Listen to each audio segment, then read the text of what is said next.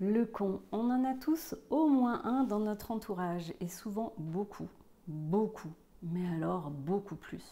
Bah oui, le con il est partout, il est dans la rue, au supermarché, sur la route, au boulot et même pire, des fois il est dans ta famille. Je suis Delphine Pi, psychologue et dans cette vidéo, je vais t'aider à composer au quotidien avec les cons qui t'entourent inévitablement. Pour commencer, je vais te faire le portrait robot du con pour que tu saches comment le reconnaître, même si bien souvent, on s'en rend compte assez facilement. Puis ensuite, je vais explorer les aspects positifs du con, ce que tu peux apprendre de lui. Car oui, il y a quand même quelques petites choses qu'on peut lui envier. Ça sera la leçon du con. Reste bien jusqu'à la fin parce que je terminerai en t'expliquant comment tu peux faire pour mieux vivre au quotidien si tu dois côtoyer des cons. Quand tu penses à un con, j'imagine qu'il y a quelqu'un qui te vient en tête. Et là, voilà, je vais t'expliquer comment le reconnaître. Parce que c'est assez difficile à définir. D'ailleurs, n'hésite pas à me dire en commentaire quelle est ta définition du con. Il se détermine souvent en opposition à soi ou à quelqu'un d'autre. Et c'est d'ailleurs aussi pour ça qu'on peut toujours être le con d'un autre. Regardez-moi ce connard. Oh, excusez-moi, Louisette. Oh, je vous en prie, j'ai l'habitude.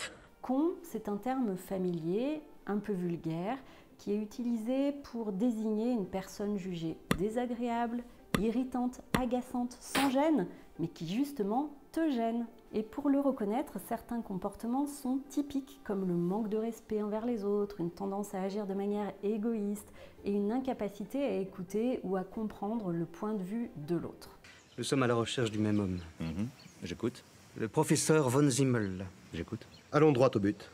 Êtes-vous prêt à faire équipe avec le Mossad? J'écoute. Si tu veux savoir comment mieux gérer les personnalités un peu difficiles au quotidien, n'hésite pas à t'abonner, je ferai plusieurs vidéos avec d'autres types de personnalités. Voici mes critères. L'égocentrisme, ça c'est la base. Il ne prend en compte que ses propres intérêts sans considérer les conséquences sur les autres. Il se fait passer d'abord, manque d'empathie et de considération pour les autres. Tu sais, celui qui passe ses appels dans le train en parlant très fort. Voilà, c'est lui. Et comme il adore s'écouter parler, il aime aussi qu'on l'entende parler. Peut-être même qu'il pense que c'est un cadeau qu'il te fait de pouvoir avoir la chance de rentrer un instant dans sa vie trépidante. Ou alors, peut-être qu'il se pose même pas la question. Ça, j'ai pas vraiment la réponse. Ah, bien entendu, tu parles. Comment ça, un cargo de bananes? Ah, ça doit être énorme, non? Bien entendu, j'achète. De toute façon, j'arrive demain en Amérique. Je t'appelle dès que je suis à la gare. Allez, ciao. Et quand tu essaies d'avoir une conversation avec lui, tu peux aussi remarquer qu'il dit beaucoup moi, personnellement, moi je pense, etc., etc. Deuxième critère, le manque de respect. Ça va bien évidemment avec le manque d'empathie. Le con se croit au-dessus des règles qu'il ne respecte pas. Et donc il impose son incivilité aux autres et il les traite comme de la merde. Donc il vient te pourrir la vie avec des comportements transgressifs qui, soyons honnêtes, pris isolément, pourraient sembler insignifiants. Mais lorsqu'il commence à s'accumuler, ça devient très irritant. Il n'a aucune difficulté à te passer devant dans la queue du supermarché. Oui, tu comprends, lui il a des choses importantes à faire. T'es gentil, tu vas faire la queue. Il ne se préoccupe pas des autres, voire même il les maîtrise et il ne respecte aucune norme sociale. Non mais quel con, quel toupet! C'est aussi pour ça qu'il peut être agaçant et te donner des conseils non sollicités, te dire ce que tu aurais dû faire ou même s'attribuer le mérite de ton travail sans complexe. Il ne doute de rien et il est certain de mériter tout. Dans ta vie perso, c'est assez similaire, il a un avis sur tout et il sait mieux que toi tout, sur tous les sujets, même tes sujets d'expertise. Il parle beaucoup de lui, il se met en avant, il adore briller à tes dépens. Et il te coupe la parole, il t'explique la vie, comment tu dois élever tes enfants, comment tu t'es fait avoir en achetant ta voiture. Bref, irritant, agaçant. En gros, pour faire simple, ils veulent faire l'amour, pas la guerre. Non, mais l'un n'empêche pas l'autre. J'ai toujours fait les deux et jusqu'à présent, je n'ai jamais reçu aucune plainte.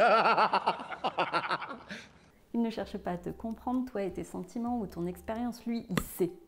Ensuite, on note un manque de finesse. Il est envahissant, il ne fait preuve d'aucune discrétion, il est sans gêne. Il se fout des autres et donc de toi.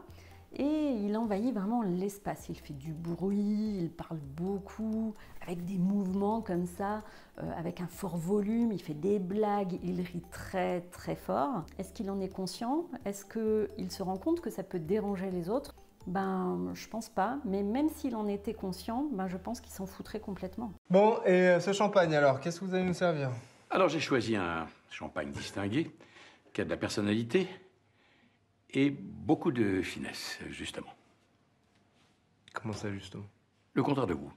Le dernier de mes critères, c'est l'obstination. Le con, il refuse souvent d'écouter ou de considérer les idées ou les opinions différentes des siennes, tout simplement. Il a raison, voilà, c'est la base. Et si tu ne comprends pas ça, ben c'est que t'es con ou conne, tout simplement. Des millions.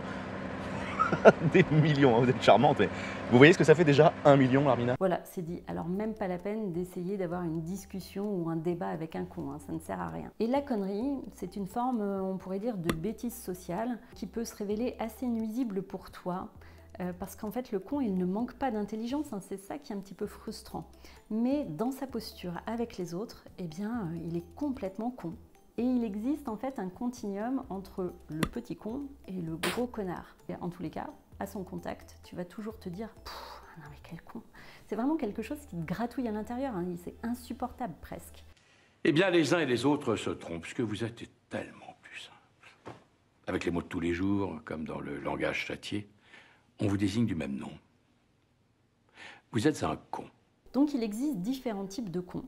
Alors, je vais essayer de te les définir. Déjà, on a le petit con. Souvent, c'est un jeune, imbu de lui-même, assez méprisant, condescendant, qui manque beaucoup d'expérience et de savoir-faire, mais qui croit tout savoir. Il se sent supérieur et il te le fait savoir. Le jeune con, ben, il est plein d'ambition et il est prêt à tuer n'importe qui pour arriver à ses fins. Et tout ça, ça restera entre nous. Tu pars, Charles.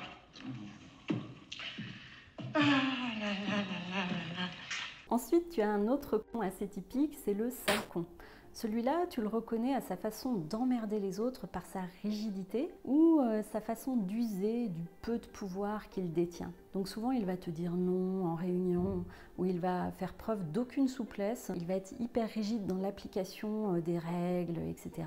Et il n'a aucune capacité d'adaptation. Voire même, tu vois, il prend un petit peu de plaisir à user de son pouvoir et à t'emmerder en fait.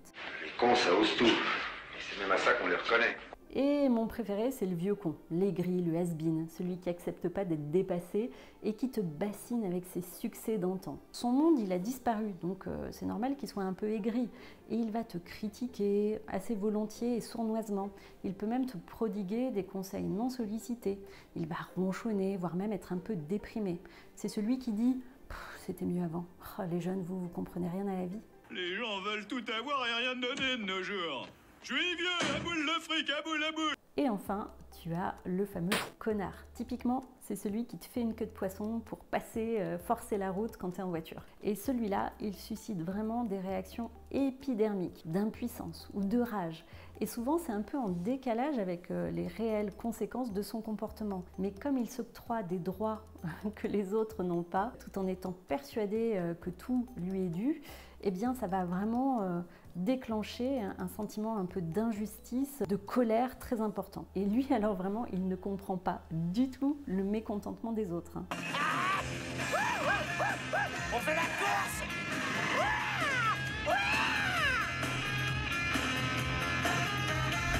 Pourquoi le con est-il si dur à supporter? Son comportement t'affecte. Alors soit parce que tu te sens offensé, agressé, humilié, méprisé, blessé, soit parce qu'il vient entraver tes actions. Ou même des fois les deux à la fois. Mais sache qu'il n'a pourtant pas l'intention de te nuire, sauf pour le vieux con.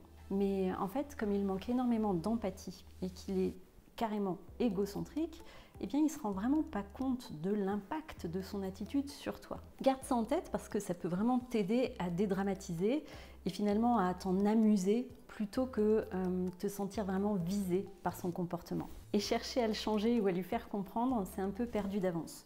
Et en plus, tu ne peux pas toujours l'éviter. Alors, comment réussir finalement à le supporter et à composer avec le con au quotidien? En fait, comme il ne doute de rien, c'est ce qu'on peut appeler la force du con, eh bien il fonce sans se poser de questions et sans se préoccuper des autres. Et d'ailleurs, ça c'est peut-être un des côtés positifs dont tu peux te servir. Tu peux tirer parti de cette spécificité pour l'envoyer au front à ta place par exemple, au niveau du boulot ou même au niveau perso, quand on a besoin. Parce qu'il peut paraître absolument charmant, il sait souvent obtenir ce qu'il souhaite, donc il va facilement régler des conflits, obtenir une ristourne, négocier un contrat. Et ça, ça peut être vraiment très utile pour toi. Donc n'hésite pas à l'envoyer à ta place dans ce type de situation pour te servir un petit peu de sa connerie au quotidien. Tu peux aussi apprendre de lui et de sa confiance, parce que lui, il n'a honte de rien. Et il se met en avant, il ose tout et ça passe. Alors toi, n'aie aucun complexe à mettre en avant tes compétences et ta personnalité. De le prendre comme référence, ça peut t'aider à oser faire ce que tu veux et à t'affirmer. Parce que si lui, il peut le faire, toi, t'es légitime aussi. Et dernière chose importante, c'est que le con, eh bien, il rassure. Oui, parce qu'en comparaison, toi, t'es au top. Et d'être moins con ou moins conne, ça fait vraiment du bien, non ?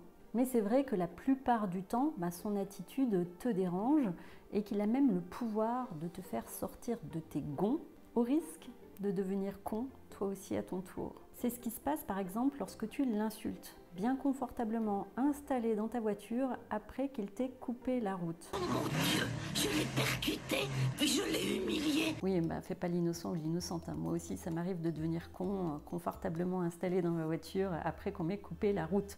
Je sais de quoi on parle, oui.